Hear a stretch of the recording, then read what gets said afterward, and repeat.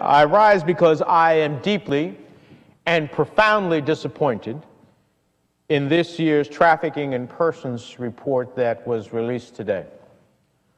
By upgrading Malaysia and Cuba, which were at Tier 3, the worst tier that any country could be considered at, the administration has turned its back on the victims of trafficking and turned a blind eye to the facts and politicized the report. And they've completely ignored the calls from Congress, from leading human rights advocates, from the realities on the ground in Cuba, and from Malaysian government officials themselves to preserve the integrity of this exceedingly important report. They have succeeded in elevating political considerations and political goals above the most fundamental principles of basic human rights. I heard Secretary Kerry in his presentation of the report say something to the extent that we should not put a price on our fellow human beings' freedom. Well, it seems that we have in this case. In arbitrarily upgrading Malaysia and Cuba, they are clearly politicizing the report, giving an undeserved stamp of approval to countries who have failed to take the basic actions that would merit this upgrade. This flies in the face of what Malaysians themselves want. In Malaysia, members of the parliament, the legal profession, human rights activists have urged the United States to support their efforts and to maintain the Tier 3 ranking they tell us Malaysia deserves. Today, Mr. President, we have failed them. In Cuba, adults and children are subjected to sex trafficking, and the government continues perpetrating abusive practices of forced labor. The administration's decision to upgrade Cuba defies common sense. In the State Department's own words, Cuba is a source country where adults and children are subjected to sex trafficking and forced labor. And in the case of forced labor, the Castro regime itself is the single greatest perpetrator of forced labor in Cuba. Every year, the Cuban government coerces tens of thousands of its own doctors and medical professionals to serve in foreign missions under conditions that violate international norm. The Castro regime restricts the movement of its doctors while they are overseas, takes their passports from them, and often prevents family visits. Additionally, the Cuban government garnishes their doctors' wages by more than 70%, using what should be a humanitarian mission as a means to fill its own coffers. This gross violation of international standards is so bad that the United States has a specific parole program for Cuban doctors that have been subjected to forced labor conditions by the Castro regime. We have our own special parole program for Cuban doctors that have been subjected to forced labor conditions by the Castro regime. And thousands of Cuban doctors have come to the United States as a result. So at a time when these doctors are being received in the United States on humanitarian parole, we're going to turn a blind eye to the fact that the Castro regime is the sole responsible actor. This raises one question. Is this yet another emerging detail of something that the administration and the Cuban government have been discussing in recent months? Another demand of the Castro regime that the United States had to agree in the name of normalizing relations? So we're willing to look the other way on human rights in order to normalize relations? And as the State Department's own report recognizes, there's been no progress on forced labor in Cuba. And given that reality, any upgrade of the country's ranking challenges common sense. So I intend to use all the tools at my disposal, from hearings to a call for investigations to legislation, to challenge these upgrades. The United States' commitment and credibility in fighting the scourge of modern-day slavery is on the line. We spent an enormous amount of time in the Senate on the legislation Senator Cornyn had, along with others, on modern-day slavery. Spent a lot of time in the Senate Foreign Relations Committee, where I'm privileged to serve, under Chairman Corker, who had his own legislation about how we deal with human trafficking in the world, modern-day slavery, as he calls it.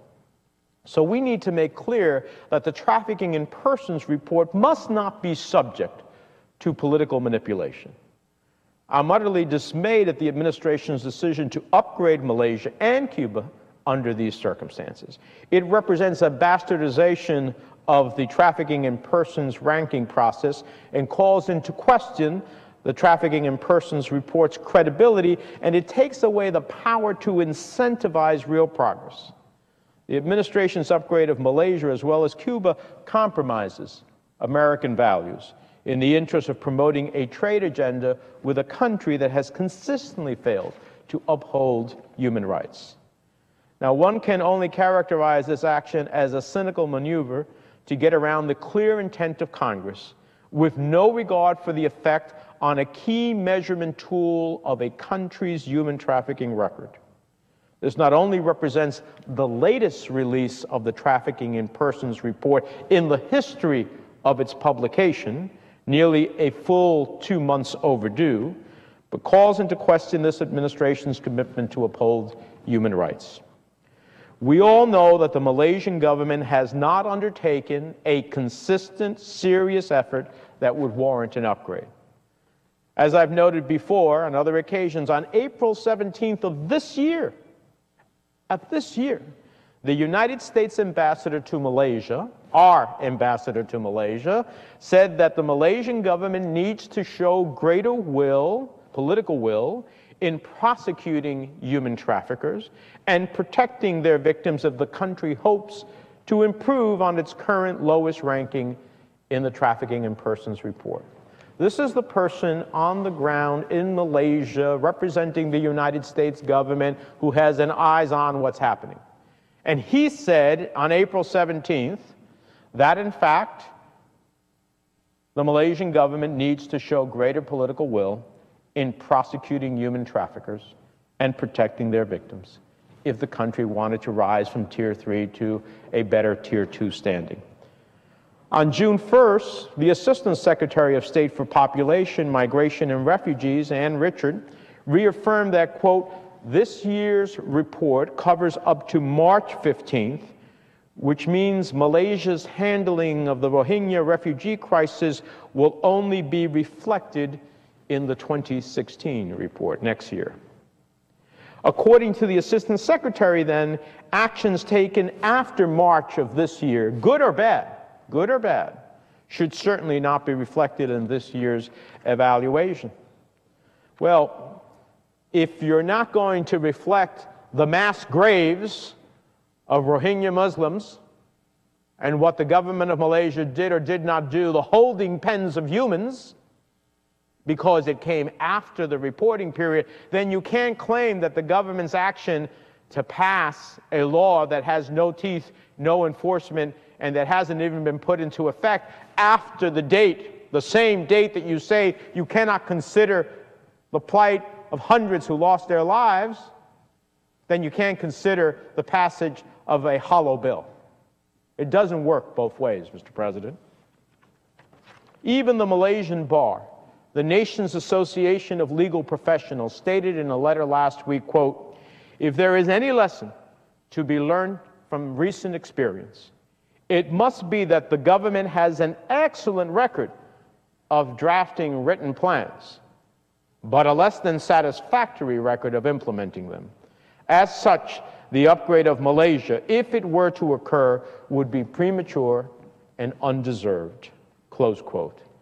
The fact is, by the Trafficking in Persons report's own admission, the Malaysian government has only three human rights convictions in 2014, a 2/3 decrease from the last report. So compared to the last Trafficking in Persons report, they had a 2/3 decrease in their convictions of human rights abuses, yet they get an upgrade. Wow. That's a surefire way to send a message across the world that we're serious about human trafficking. Frankly, that's beyond comprehension and common sense.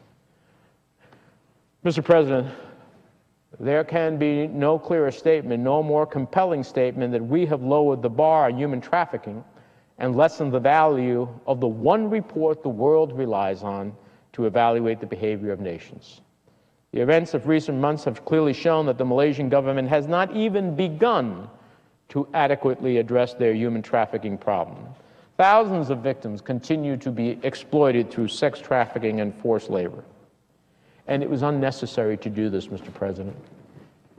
Having passed an amendment that would have said Tier 3 countries in the Trafficking in Persons report of the State Department would not be allowed preferential access to the U.S. market unless they cleaned up their record, which had a strong bipartisan support of members of the Senate Finance Committee and ultimately was incorporated in the TPA, the Trade Promotion Authority legislation that passed the Senate and was sent to the House, in good faith, because of concerns that maybe that would undermine the Trans-Pacific Partnership. In good faith, I negotiated an amendment, a provision, a change in the amendment that would have said you could still negotiate with Malaysia, but they had to clean up their act. If you concluded that negotiation and they were part of TPP, they had to clean up their act on human trafficking before they got the preferential access to U.S. markets. Now, I thought it was a significant give on my part, considering the vote of the Senate, but it was a good faith effort. So this wasn't even necessary to do, unless you just want to give Malaysia a pass. The goal was to take the full weight off of the TPP deal, take the full weight of the TPP deal off the Trafficking in Persons report process. Instead of choosing the route we worked out together, requiring the President to testify in writing that Malaysia has taken concrete steps to deal with their very serious human trafficking problem, the administration backed out. I therefore see no reason why the comprehensive ban on fast track for Tier 3 human traffickers should now be amended. I see no reason why my willingness to accommodate should be amended. This underscores the need for further oversight of the Trafficking in Persons process, both legislatively and through the noble work of human rights groups here in Washington and out in the field. I plan to work with my colleagues to advance my amendment to the state authorization bill passed by the Senate Foreign Relations Committee last month, which requires the State Department to notify Congress of all trafficking in persons upgrades and downgrades 30 days prior to the release of the report. I am looking forward to speaking to the chairman of the Senate Foreign Relations Committee to see if he, within a very busy schedule, because we have all of the Iran nuclear review, but it seems to me that this merits a congressional hearing to determine what went on here. And if I, for some reason, cannot achieve that, then I may very well turn to the Inspector General of the Department to seek a report as to what went on here. Despite the clear will of Congress, this administration has made a mistake and will now have to answer questions as to its ability to objectively evaluate global human trafficking. The hardworking, committed NGOs who labor in the field to fight human trafficking and the countless victims who continue to suffer deserve an honest reflection of American values, not an arbitrary determination based on expediency and achieving a limited political objective rather than a real solution. I look forward to working with all the groups who have been instrumental in shining a light on the continued human rights abuses that take place in Malaysia, in Cuba, and elsewhere to ensure that the integrity of the Trafficking in Person report is restored. Thousands and thousands of men, women, and children around the world who are the victims of human trafficking. It is on their behalf that I come to the floor. It is in their interest and in the interest of responsible trade policy that recognizes there can be no reward to nations who ignore these types of trafficking in persons and do nothing to end the scourge of what amounts to modern-day slavery, one of the great moral challenges of our time. It is for the world's 50 million refugees and displaced people, the largest number since World War II, many of whom are targets of traffickers. because they're displaced, have nowhere to go. They are preyed upon. We have the largest number since World War II of refugees in the world. It's for the 36 million women and 5 million children around the world subjected to involuntary labor or sexual exploitation. For the victims of these crimes, the term modern slavery more starkly describes what is happening around the world. And I will continue to fight against human trafficking in all its forms. And I intend to fight for the integrity of a report that is a critical tool for us to be able not only to cast a light upon human trafficking in the world, but to get countries to understand that they must meet this great moral challenge and change the course of events in their country. And that's why I come so incredibly upset to the Senate floor on something that I never would have thought would have happened, Mr. President. But it has. And we need to change it and change the course of events. And with that, Mr. President, I observe the absence of a quorum.